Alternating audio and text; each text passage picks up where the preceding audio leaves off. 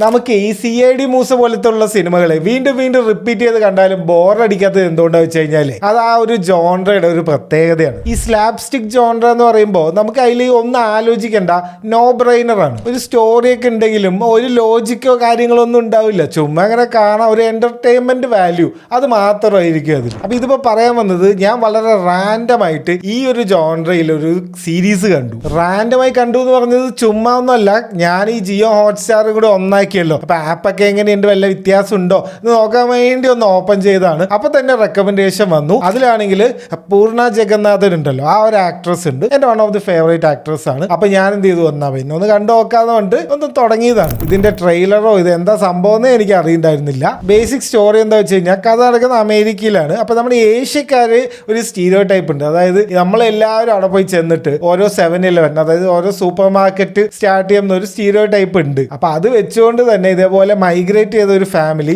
അവിടെ ചെന്നിട്ട് ഒരു ഡ്രഗ് എംപയർ തന്നെ ഉണ്ടാക്കുകയാണ് ഈ ഒരു സൂപ്പർ മാർക്കറ്റിന്റെ ബാക്കിൽ. ഒരു ദിവസം അതിന്റെ മെയിൻ ഹെഡ് മരിക്കുന്നു. ആ ഹെഡിന്റെ മക്കളാണ് ഇനി ഇതൊക്കെ നോക്കി നടത്തേണ്ടത്. മക്കളാണെങ്കിൽ അമേരിക്കയിൽ ജനിച്ചു വന്നതാണ്, അവർക്ക് ഒന്നിനെ കുറിച്ച് ഒരു ഐഡിയ ഇല്ല. അപ്പൊ അവർ ഇത് എങ്ങനെ ഫിഗർ ഔട്ട് ചെയ്യുന്നു എന്നാണ് ബാക്കിയുള്ള സ്റ്റോറി. ചുമ്മാ ഇങ്ങനെ കണ്ടിരിക്കുക, ഒറ്റ ദിവസം കൊണ്ട് തീർക്കാൻ പറ്റുന്ന തോന്നുന്നു, കാരണം അത്രേ ഉള്ളൂ. നല്ലൊരു ഫൺ വൈബിൽ തന്നെയാണ് സീരീസ് ആദ്യം മുതൽ അവസാനം വരെ ഉള്ളത്. കുറെ സെന്റിമെന്റോ അങ്ങനെ ഒന്നും ഇല്ല.